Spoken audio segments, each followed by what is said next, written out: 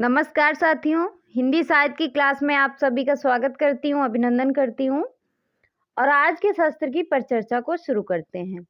आज जो है हमारा 2018 का सेकेंड पेपर सॉल्व कर रहे थे, उसका सेकेंड शस्त्र आज है। बस ये लास्ट है पीवाईक्यू की क्लास। तो इसका क्वेश्चन है आज के शस्त्र का कि प्रकाशन वर्ष के अनुसार निम्नलिखित जीवनी परक ग्रंथों का सही क्रम क्या पूछा है सही क्रम कौन सा है। तो इसमें जो सही क्रम होगा वो कौन सा होगा?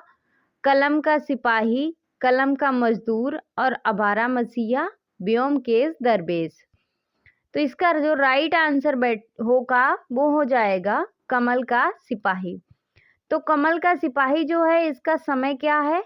इसका समय है 1962 ईस्वी। क्या है? 1962। और कलम का मजदूर जो है इसका क्या है? इसका है 1964। अबारा मसीहा 1974 का है। और व्योमकेश दरवेश जो है, व्योमकेश दरवेश का जो समय है इसका समय है 2010। तो इसका राइट आंसर हो जाएगा डी। अब देखो लास्ट क्वेश्चन लास्ट जो शस्त्र है आज है पीवाईक्यू का। उसके बाद हमको पढ़ना क्या है?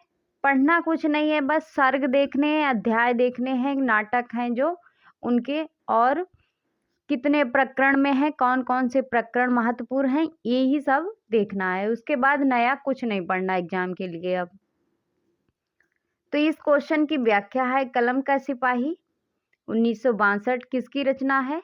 अमृत राय की। कलम का मजदूर 1964, मदन गोपाल। अबारा मसीहा 1974, विष्णु प्रभाकर। व्योमकेश दरवेश 2010 ईस्वी की रचना है, विश्वनाथ त्रिपाठी की।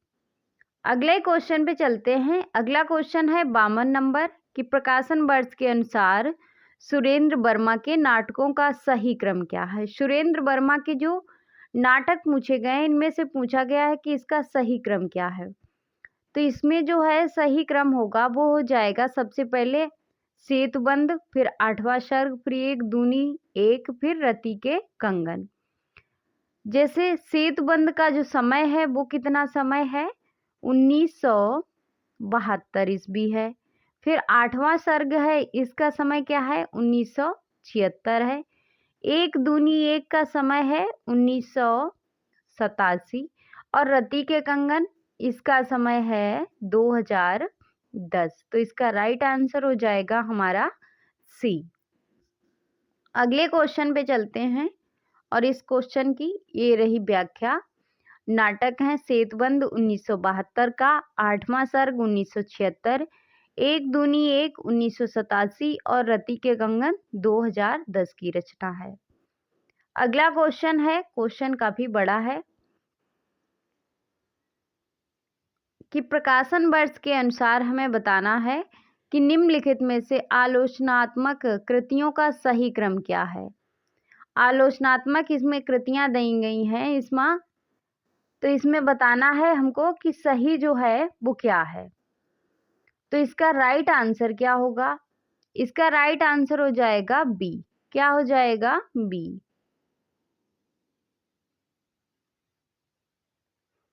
हिंदी साहित्य का इतिहास का आदिकाल, ये जो है इसका समय क्या है? इसका समय है 1952। ये रचना है किसकी? हजारी प्रसाद द्विवेदी की। उसके बाद है सुमित्रानंदन, कवि सुमित्रानंदन पंत जो है 1976 की है। ये किसकी है रचना? ये नंद दुलारे वाजपेयी की है। मिथक और साहित्य, ये जो रचना है ये डॉक्टर नगेंद्र की आलोचनात्मक ग्रंथ है। भारतीय सौंदर्य बोध और तुलसीदास जो इसका समय है 2001। ये रामविलास शर्मा का ग्रंथ है। मिथक और साहित्य का थोड़ा सा जो है मिसिंग है इसमें ईयर। तो इसका राइट आंसर क्या होगा? बी। अगले क्वेश्चन पे चलते हैं। क्या है हमारा अगला क्वेश्चन? ए रही इस क्वेश्चन की व्याख्या। अगला क्वेश्चन है 54 नंबर क्वेश्चन है। क्या पूछा है कि प्रकाशन वर्ष की दृष्टि से नंद दुलारे वाजपेयी के आलोचनात्मक कृतियों का सही अनुक्रम है, क्या है? नई कविता, जयशंकर प्रसाद, कवि निराला आधुनिक साहित्य। जयशंकर प्रसाद आधुनिक साहित्य, कवि निराला नई कविता। आधुनिक साहित्य कवि निराला, जयशंकर प्रसाद नई कविता। कवि निराला आधुनिक साहित्य, नई कविता जयशंकर प्रसाद। तो इसका राइट आंसर जो है वो क्या होगा? इसका राइट आंसर है वो हो जाएगा बी। जयशंकर प्रसाद जो रचना है नंद दुलारे वाजपेयी की आलोचनात्मक रचना है, इसका समय क्या है? इसका समय है 1940 ईस्वी। उसके बाद आधुनिक साहित्य का समय है 1950 ईस्वी। फिर कवि निराला जो है इसका समय है 1965 ईस्वी। और नई कविता जो है इसका समय है 1973। तो ये है नंद दुलारे वाजपेयी की आलोचनात्मक कृतियां। तो इसका राइट आंसर हो जाएगा बी। अगले क्वेश्चन पे चलते हैं। ये रही इस क्वेश्चन की व्याख्या। अगला क्वेश्चन है क्वेश्चन नंबर 55 है। क्या पूछा है 55 नंबर क्वेश्चन में? पूछा है कि कालक्रम की दृष्टि से निम्नलिखित में से आचार्यों का सही क्रम क्या है? वामन, कुंतक, मम्मट, विश्वनाथ, विश्वनाथ, कुंतक, मम्मट, वामन। तो इसका राइट आंसर जो है वो है ए, वामन, कुंतक, मम्मट, विश्वनाथ। वामन का जो समय है वो कितना है? वामन का जो समय है 8वीं सदी है। फिर कुंतक का जो समय है वो कितना है? 10वीं सदी है। कितना है? 10वीं। मम्मट का जो है वो 11वीं सदी है। और विश्वनाथ का जो है वो है 14वीं सदी। तो इसका राइट आंसर हो जाएगा ए, वामन 8, कुंतक 10, मम्मट 11 और विश्वनाथ 14। ये रही इस क्वेश्चन की व्याख्या। अगला क्वेश्चन है क्वेश्चन नंबर 56 है। क्या पूछा है 56 नंबर क्वेश्चन में कि निम्नलिखित बोलियों को उनके क्षेत्रों के साथ सुमेलित कीजिए। खड़ी बोली कहाँ बोली जाती है? खड़ी बोली जो है बिजनौर में बोली जाती है। ब्रजभाषा आगरा में बोली जाती है। बांगरू कहाँ बोली जाती है? करनाल में। और अवधी सुल्तानपुर। तो इसका राइट आंसर क्या होगा? पहले का चौथा। तो पहले का चौथा हमारे एक ऑप्शन में है, वो है हमारा बी ऑप्शन। तो इसका राइट आंसर हो जाएगा बी। अगले क्वेश्चन पे चलते हैं। ये रही इस क्वेश्चन की व्याख्या। अगला क्वेश्चन है क्वेश्चन नंबर 57 है। क्या पूछा है 57 नंबर क्वेश्चन में कि निम्नलिखित काव्य भाषाओं को उनसे संबंध रचनाओं के साथ सुमेलित कीजिए। सूची 1 को सूची 2 के साथ।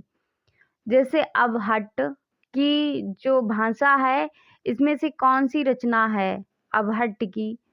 ब्रजभाषा में कौन सी लिखी गई है? अवधी में कौन सी लिखी गई? खड़ी बोली में कौन सी लिखी गई? तो अबहट्ट में जो लिखी गई वो है कीर्ति लता। ब्रजभाषा में भंवर गीत। अवधी में कौन सी लिखी गई? मधु मालती।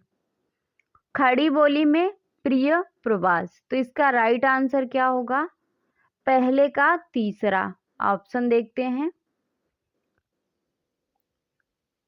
पहले का तीसरा और दूसरे का पहला। तो ये हो जाएगा हमारा डी ऑप्शन में। तो इसका राइट आंसर हो जाएगा हमारा डी। अगले क्वेश्चन पे चलते हैं और ये रही इस क्वेश्चन की व्याख्या। अबहट्ट जो है कीर्ति लता जो है इसकी काव्य भाषा है अबहट्ट। रचनाकार है विद्यापति। भंवर गीत की काव्य भाषा ब्रजभाषा है, नंददास की रचना है। और मधुमालती की अवधी है, मंझन की। प्रिय प्रवास की बोली है खड़ी बोली, हरिऔध की रचना है। अगले क्वेश्चन पे चलते हैं। क्या है हमारा अगला क्वेश्चन? क्वेश्चन नंबर 58 है। क्या है 58 नंबर क्वेश्चन कि निम्नलिखित पंक्तियों को उनके रचयिताओं से सुमेलित कीजिए। सूची 1 को सूची 2 के साथ। नगर बहिरे डोबी तो रही कुड़िया छाई। ये जो पंक्ति है वो किसकी पंक्ति है? ये पंक्ति है कढ़ैपा की। किसकी है? कढ़ैपा की। उसके बाद है कौआ तरवर पंच बिडाल। ये जो है लुइपा की है। किसकी है? लुइपा की पंक्ति है। कड़ुआ बोलना बोले सी नारी। ये जो है नरपति नल्हा की पंक्ति है।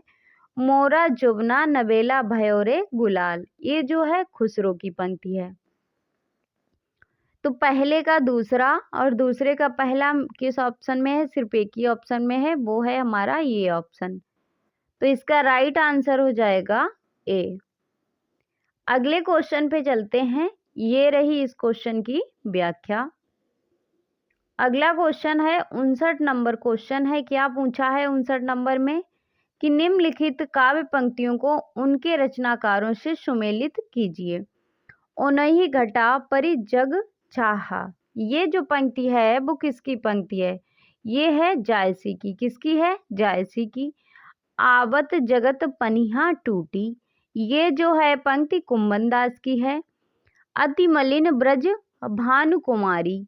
ये जो है पंक्ति किसकी है? अति मलिन ब्रज भानु कुमारी। ये जो है सूरदास की है।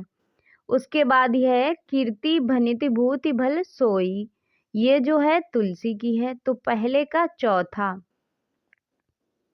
ऑप्शन देखते हैं। पहले का चौथा हमारा किस ऑप्शन में है? तो ये है हमारा डी ऑप्शन में। तो इसका राइट आंसर हो जाएगा डी।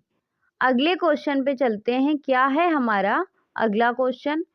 क्वेश्चन नंबर 60 है। क्या पूछा है 60 नंबर क्वेश्चन में कि निम्नलिखित दार्शनिक सिद्धांतों को उनसे संबंध कवियों के साथ सुमेलित कीजिए। जैसे अद्वैतवाद, विशिष्ट अद्वैतवाद, शुद्ध अद्वैतवाद, सखी संप्रदाय किनसे संबंधित हैं? तो ये है अद्वैतवाद जो है वो संबंधित है रैदास कवि से। किससे? रैदास से। दार्शनिक सिद्धांत रैदास से है। फिर है विशिष्ट द्वैतवाद जो है ये तुलसीदास से संबंधित है। शुद्धाद्वैतवाद जो है कुंभन से है। और सखी संप्रदाय जो है हरिदास से है। तो इसका राइट आंसर क्या होगा? पहले का तीसरा। तो पहले का तीसरा हमारा एक ही ऑप्शन में है, वो है हमारा ए ऑप्शन। तो इसका राइट आंसर हो जाएगा ए। अगले क्वेश्चन पे चलते हैं। क्या है हमारा? ये रही इस क्वेश्चन की व्याख्या। देखो अद्वैतवाद दर्शन के प्रवर्तक कौन है? शंकराचार्य। पर कवि जो हैं वो रैदास हैं। विशिष्ट द्वैतवाद के प्रवर्तक हैं रामानुजाचार्य। पर कवि तुलसीदास हैं। शुद्धाद्वैतवाद के हैं वल्लभाचार्य। पर कवि कुंभनदास हैं। सखी संप्रदाय के हैं प्रवर्तक स्वामी हरिदास। कवि भी हरिदास हैं। अगला क्वेश्चन है क्वेश्चन नंबर 61 है। क्या पूछा है 61 नंबर क्वेश्चन में कि निम्नलिखित कृतियों को उनके रचनाकारों के साथ सुमेलित कीजिए। जापुजी, रसमंजरी, बरबे नायका भेद, बैराग्य, संदीपनी। तो जापुजी जो रचना है वो किसकी है? ये रचना है नानक की। किसकी है? नानक की। रसमंजरी किसकी है? नंददास की रचना है। बरबे नायिका भेद जो है वो रहीमदास की है। और बैरागी संदीपनी है तुलसीदास की। तो इसका राइट आंसर जो होगा वो क्या होगा? पहले का पांचवा। पहले का पांचवा हमें देखना है किन ऑप्शन में है। तो ये हमारा पहले ऑप्शन में है और तीसरे ऑप्शन में है। उसके बाद रसमंजरी नंददास से। तो तीसरा, बी का तीसरा। तो इसका राइट आंसर हो जाएगा सी। सी जो है इसका राइट आंसर हो जाएगा। अगले क्वेश्चन पे चलते हैं। ये रही इस क्वेश्चन की व्याख्या। अगला क्वेश्चन है 62 नंबर क्वेश्चन है। क्या है कि निम्नलिखित रचनाओं को उनके प्रपद्य प्रतिपाद्य के आधार पर सुमेलित कीजिए। शिवराजभूषण, छत्र प्रकाश, बिरहा बरीसी, काव्य निर्णय। तो विषय वस्तु हमको लगाना है। जैसे शिवराजभूषण जो है कृति, इसमें जो विषय वस्तु है वो क्या है? अलंकार निरूपण। और है छत्र प्रकाश। छत्र प्रकाश का जो है जीवन चरित्र से संबंधित है। बिरहा बरीसी जो है वो रीति स्वच्छ वृत्ति से है, तो इसका राइट। काव्य निर्णय जो है सर्वांग निरूपण से है, तो इसका राइट आंसर क्या होगा? पहले का चौथा। तो पहले का चौथा ऑप्शन देखते हैं। तो पहले का चौथा एक ही ऑप्शन में है, वो है हमारा बी ऑप्शन, तो इसका राइट आंसर हो जाएगा बी। अगले क्वेश्चन पे चलते हैं। ये रही इस क्वेश्चन की व्याख्या। शिवराज भूषण किसकी कृति है? भूषण की। छत्र प्रकाश लाल कवि की रचना है। बिरहा बरीसी बोधा की है। काव्य निर्णय भिखारीदास की है। अगले क्वेश्चन पे चलते हैं। 63 नंबर क्वेश्चन है। क्या पूछा है 63 नंबर क्वेश्चन में? कि निम्नलिखित रस प्रतिपादक कृतियों को उनके रचनाकारों के साथ सुमेलित कीजिए। रस सागर, रस चंद्रोदय, रस राज, रस पीयूष निधि। तो इसका राइट आंसर क्या होगा? रस सागर जो है किसकी रचना है? ये है श्रीपति की। उसके बाद जो रस चंद्रोदय है वो किसकी है? कबींद्र की है। रसराज मतीराम की है। रस पीयूष जो है वो किसकी है? सोमनाथ की। तो पहले का पांचवा ऑप्शन देखते हैं। पहले का पांचवा किस ऑप्शन में है? एक ही ऑप्शन में है, ये है हमारा सी ऑप्शन। तो इसका राइट आंसर हो जाएगा सी। ये रही इस क्वेश्चन की व्याख्या। अगला क्वेश्चन है क्वेश्चन नंबर 64। काफी बड़ा क्वेश्चन है। चलो ये एक पंक्ति देख लेते हैं। कि दुख ही जीवन की कथा रही, क्या कहूँ आज जो नहीं कही। ये पंक्ति किसकी है? ये निराला की पंक्ति है। निराला जो है देख नहीं रहा होगा, निराला की पंक्ति है।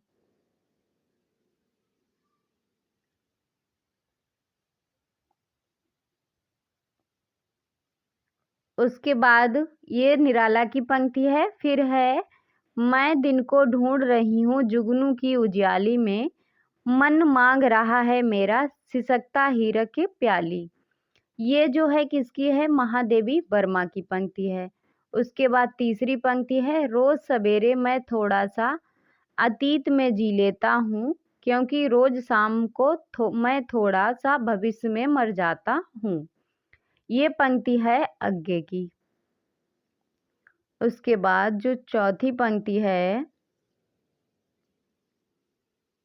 ये है कि बिखरी अलकें ज्यों तर्क जाल बहा, विश्व मुकुट सा उज्जवलतम है, सचखंड सा दृश्य था स्पष्ट भाल। ये जो है प्रसाद की पंक्ति है। तो इसका राइट आंसर जो है वो क्या हो जाएगा? पहला। अगले क्वेश्चन पे चलते हैं। ये रही इस क्वेश्चन की व्याख्या। अगला क्वेश्चन है 65 नंबर क्वेश्चन है। क्या पूछा है 65 नंबर में? कि निम्नलिखित पात्रों को संबंधकृत काव्य कृतियों के साथ सुमेलित कीजिए। सूची 1, सूची 2। सूची 1 में सभी जो हैं पात्र हैं और सूची 2 में सभी रचनाएं हैं। तो कर्ण पात्र जो है वो किससे संबंधित है? किस रचना से? रसिम रथी से। कमला प्रलय की छाया से। औसनरी उर्वशी से। राहुल यशोधरा। तो पहले का तीसरा ऑप्शन देखते हैं क्या है हमारे ऑप्शन। पहले का तीसरा सी ऑप्शन में, तो इसका राइट आंसर हो जाएगा सी। अगले क्वेश्चन पे चलते हैं। क्या है हमारा अगला क्वेश्चन? ये रही इस क्वेश्चन की व्याख्या। अगला क्वेश्चन है क्वेश्चन नंबर 66 है। क्या पूछा है? कि निम्नलिखित कवियों को उनके रचनाकारों के साथ सुमेलित कीजिए। आज्ञे ने कौन सी रचना लिखी है? आज्ञे ने लिखी है काला और आगे की जो रचना है वो कौन सी है? पहले मैं सन्नाटा बुनता हूँ। फिर उसके बाद है बच्चन की जो है वो कौन सी रचना है, सतरंगिनी। रघुवीर साहे की रचना है सीढ़ियों पर धूप। फिर है सुमित्रानंदन पंत की काला और बूढ़ा चांद। इसका जो है और दीपशिखा जो है महादेवी वर्मा की रचना है। तो इसका सही आंसर क्या होगा, पहले का तीसरा। पहले का तीसरा हमारा किस ऑप्शन में है, सी ऑप्शन में। तो इसका राइट आंसर हो जाएगा सी। अगले क्वेश्चन पे चलते हैं, क्या है ये रही इस क्वेश्चन की व्याख्या। अगला क्वेश्चन है हमारा, क्या है अगला क्वेश्चन। क्वेश्चन है कवि हैं और बाद। निम्नलिखित कवियों को उनसे जुड़े आंदोलनों के साथ सुमेलित कीजिए। जैसे लक्ष्मीकांत हैं, ये किस बात से जुड़े हैं, तो ये जुड़े हैं आ कवितावाद से। नरेश जो हैं वो किससे हैं, नकेनवाद से हैं। शंभुनाथ जो हैं वो किससे हैं, नवगीत से। केदारनाथ अग्रवाल हैं प्रगतिवाद से। तो पहले का चौथा और दूसरे का पांचवा ऑप्शन देखते हैं। पहले का चौथा और बी का पांचवा, तो ये आ रहा है हमारा ए ऑप्शन में। तो इसका राइट आंसर हो जाएगा ए। ये रही इस क्वेश्चन की व्याख्या। अगला क्वेश्चन है क्वेश्चन नंबर 68 है। क्या पूछा है कि निम्नलिखित कहानियों को उनके पात्रों के साथ सुमेलित कीजिए। आकाशदीप,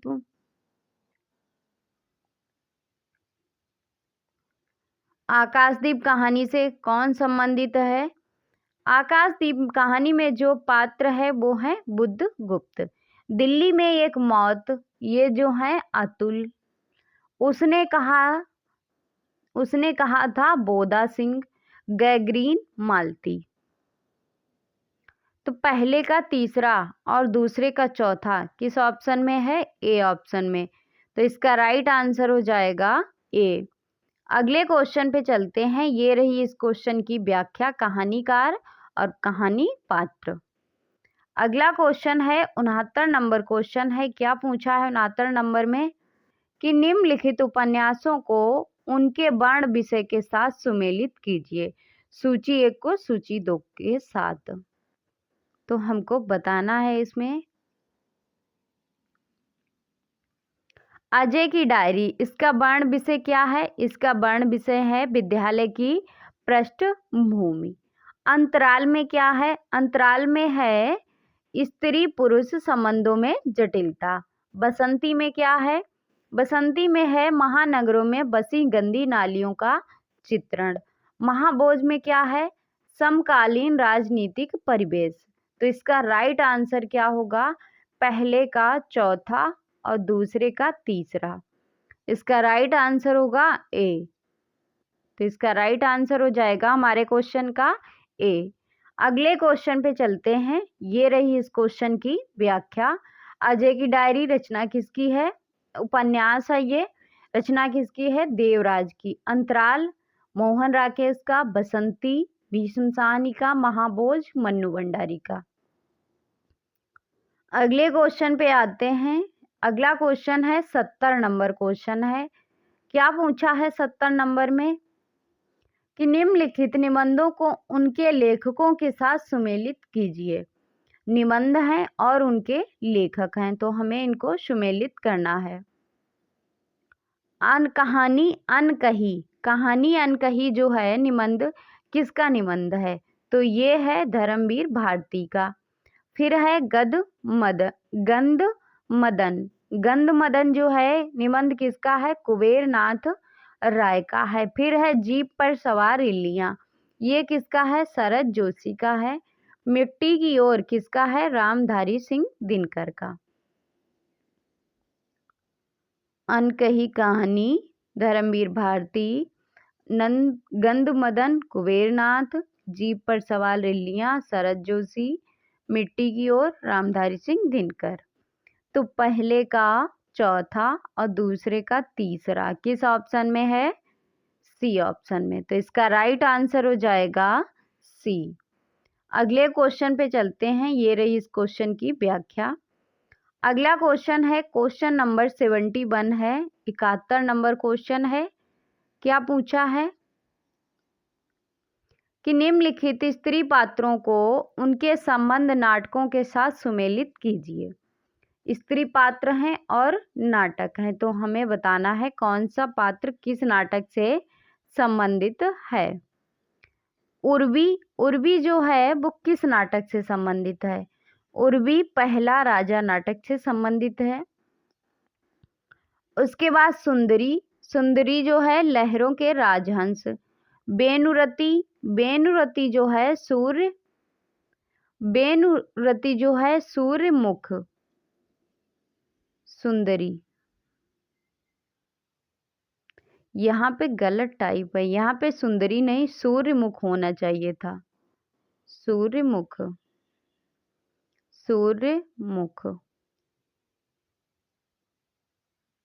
उसके बाद देवसेना स्कंदगुप्त। तो इसका राइट आंसर क्या होगा? पहले का चौथा और दूसरे का पांचवा। तो किस ऑप्शन में है? बी ऑप्शन में। तो इसका राइट आंसर हो जाएगा सी। अगले क्वेश्चन पे चलते हैं। ये रही इस क्वेश्चन की व्याख्या। देखो व्याख्या में बिल्कुल सही दिया है। सूर्यमुखी बेनुरती लक्ष्मी नारायण का नाटक है और स्कंदगुप्त देवसेना जयशंकर प्रसाद का है। पहला राजा उर्वी पात्र है। जगदीश चंद्र माथुर का है। लहरों के राजहंस सुंदरी पात्र है। मोहन राकेश का नाटक है। अगले क्वेश्चन पे चलते हैं। क्वेश्चन नंबर 72 है। क्या पूछा है 72 नंबर क्वेश्चन में? पूछा है कि निम्नलिखित उपन्यासों को उनके संबंध पात्रों के साथ सुमेलित कीजिए। उपन्यास दिए गए हैं और उनको हमें बताना है कि ये किससे संबंधित हैं। सूरज का सातवां घोड़ा, इसमें जो पात्र है कौन सा है? मणिक मुल्ला। मैला आंचल जो है इसमें पात्र कौन सा है? विश्वनाथ प्रसाद। 1 इंच मुस्कान, इसमें जो पात्र हैं रंजना। तमस में कौन है? नत्थू। तो पहले का चौथा और दूसरे का तीसरा ऑप्शन देखते हैं। पहले का चौथा और दूसरे का तीसरा ए ऑप्शन। तो इसका राइट आंसर हो जाएगा ए। ये रही इस क्वेश्चन की व्याख्या। अगले क्वेश्चन पे चलते हैं। क्या है हमारा अगला क्वेश्चन? क्वेश्चन है कि निम्नलिखित गद्य रचनाओं को उनके लेखकों के साथ सुमेलित कीजिए। सूची 1 सूची 2। तो हमें बताना है गद्य रचनाएं कौन सी किसकी हैं। तो इसमें है हम हंसमत, ये किसकी है? ये है कृष्णा शोभती की रचना है। उसके बाद है बच्चन निकट से किसकी है? अजीत कुमार की रचना है। माटी की मूर्तें रामवृक्ष बेनीपुरी हैं। चीणों पर चांदनी निर्मल वर्मा। तो पहले का चौथा एक ही ऑप्शन में है, वो है हमारा बी ऑप्शन। तो इसका राइट आंसर हो जाएगा बी। अगले क्वेश्चन पे चलते हैं। क्या है हमारा अगला क्वेश्चन? क्वेश्चन है काफी बड़ा क्वेश्चन है, पंक्तियां हैं कि निम्नलिखित काव्यों को उनमें निहित अलंकारों के साथ सुमेलित करना है। हमें बताना है कि कौन सा अलंकार है इसमें। कि रहमन पानी राखिए बिन पानी सब सून, पानी गए न उबरे मोती मानस चून। तो इसमें जो अलंकार है वो कौन सा है? श्लेष अलंकार है। उसके बाद है कि बंसी धुन सुनि ब्रज बधु चली, विसार विचार भुज भूषण पहिरे पगिन, भुजन लपेटे हार। तो इसमें है असंगति। कौन सा है? असंगति। दूसरे ऑप्शन 2 और ऑप्शन है, उन्हें देखते हैं। सी ऑप्शन है कि जिन दिन देखे बे कुसुम गई बिहीती बहार, अब वाली रही गुलाब की अपत कटीली डार। इसमें जो है अन्योक्ति अलंकार है। फिर है उदित उदयगिरि मंच पर, रघुवीर बाल पतंग, बिकसे संत सरोज सब, हर्षे लोचन भृंग। इसमें जो है रूपक अलंकार है, जो पहले ऑप्शन में था हमारा, सेकेंड ऑप्शन में रूपक। तो इसका राइट आंसर जो है वो हो जाएगा हमारा ए। ये रही इस क्वेश्चन की व्याख्या। अगला क्वेश्चन है क्वेश्चन नंबर 75 है। क्या पूछा है 75 नंबर क्वेश्चन में कि निम्नलिखित अवधारणाओं को उनसे संबंधित आचार्यों के साथ सुमेलित कीजिए। तो अवधारणाएं हैं और आचार्य हैं, हमें बताना है कौन से आचार्य किससे संबंधित हैं। इसमें जो है कि उत्तक संरचनावाद जो है वो किससे संबंधित हैं? लुई आर्थ्यूर से। यथार्थवाद से कौन संबंधित हैं? जॉर्ज लुकास हैं। स्वच्छंदतावाद से कौन है? रॉबर्ट बर्न्स हैं। उत्तर आधुनिकतावाद से कौन है? फ्रेडरिक जेमन। तो पहले का पहला ऑप्शन देखते हैं। ए का पहला किस ऑप्शन में है? सिर्फ एक ही ऑप्शन में, ये है हमारा ए ऑप्शन। राइट आंसर हो गया ए। अगले क्वेश्चन पे चलते हैं। गद्यांश है 80 तक क्वेश्चन छोड़ते हैं। उसके बाद कथन और कारण वाले जो हैं वो क्वेश्चन है। तो कथन और कारण वाले इतने क्वेश्चन अब पूछे नहीं जाते हैं। तो आज के बस पहले जो था 20 से 10 क्वेश्चन जरूर आते ही थे। तो आज के सत्र को फिर हम यहीं पे समाप्त करते हैं, क्योंकि इतना कुछ महत्वपूर्ण है नहीं काव्य और कथन वाले में। और पैसेज जो है, पैसेज तो हर कोई कर ही लेता है। तो आज के सत्र को फिर यहीं पे समाप्त करते हैं। मिलते हैं अगले सत्र में, तब तक के लिए जय हिंद।